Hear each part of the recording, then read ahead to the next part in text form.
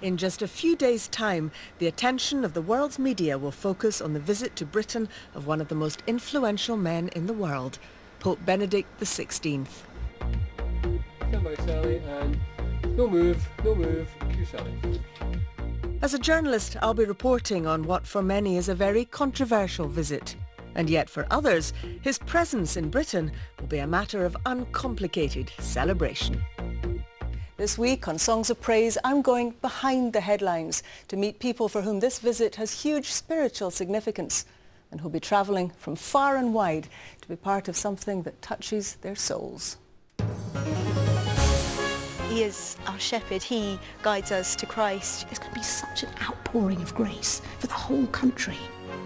So as we look forward to the papal visit, our hymns tonight come from the beautiful Roman Catholic Cathedral of Arundel. And we catch up with our senior school choir of the year as they prepare for their most prestigious performance yet.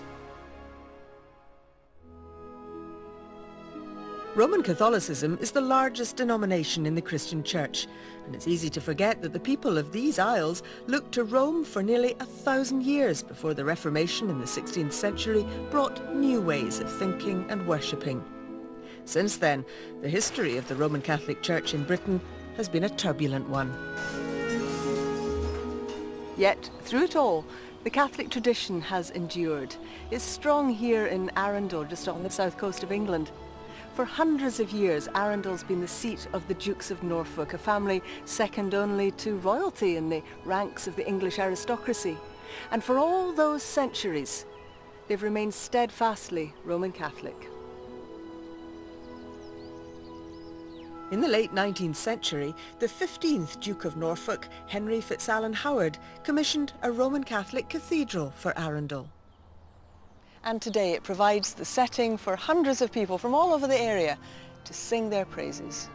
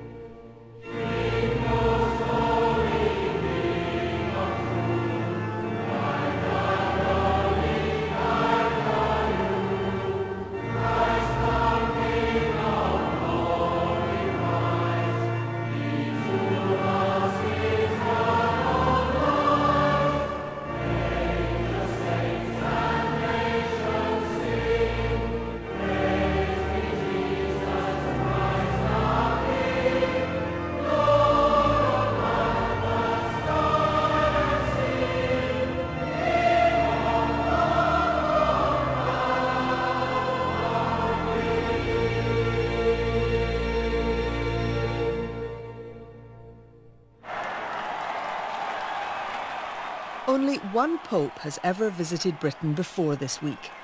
It was the summer of 1982, and millions lined the streets to welcome Pope John Paul II. I was a young reporter at the time, and I well remember the great scenes of celebration. The Right Reverend Kieran Conry was appointed Bishop of Arundel and Brighton by Pope John Paul II in 2001. This followed 6 years as Director of the Catholic Media Office, so he understands the kind of pressures that will accompany this week's events. What was your first reaction when you heard that the Pope was coming to Britain? I must confess, my first reaction was, he'll be landing at Gatwick Airport, which is in this diocese. It's going to be a lot of hard work. Well, he's not landing at Gatwick, but it's still going to be an awful lot of work, isn't it? It is, but it's good work, because it's going to bring the Catholic community together in a way that nothing has for a long time. I think there's a danger always that we can become very parochial. You know, if you live in Arundel, then Arundel's your world. But I think this will be a stark reminder that we're part of a much bigger world, never mind church. For Catholics, this is the person who connects us directly with Jesus Christ. It goes right back, Pope to Pope to Pope, to the moment where in the Gospel Jesus says to Peter, "You are Peter, and on this rock I will build my church." This is technically a state visit by the Pope, unlike the last Pope's visit. Yes, the Pope himself would not call it a state visit. He will always call it a pastoral visit. There'll be dimensions of a state visit, but other bits of a state visit won't be there. So, for instance, there's no state banquet. The Pope doesn't do evenings. He likes an early bed. He's a man of 83, or will be then. Yes, and he'll have a long day. What do you hope that the Pope will say to those who feel betrayed and hurt by the actions of some people in the Catholic Church, in the Catholic hierarchy? If you're hurt and betrayed, there's little that anyone can say that's going to alleviate that hurt and betrayal. So I think it's going to be difficult to breach that, or to make that transition successfully.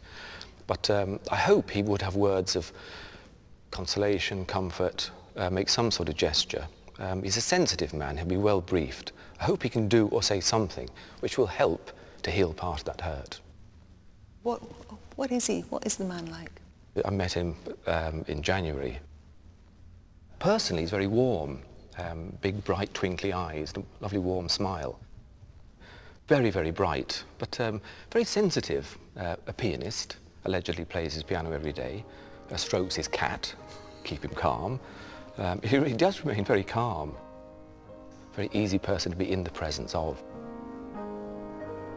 So I think this will be an exciting few days. In the Gospel, Jesus says to Peter, strengthen the brothers, confirm the brothers in their faith. And that's what the Pope is coming to do, confirm Catholics and Christians in their faith.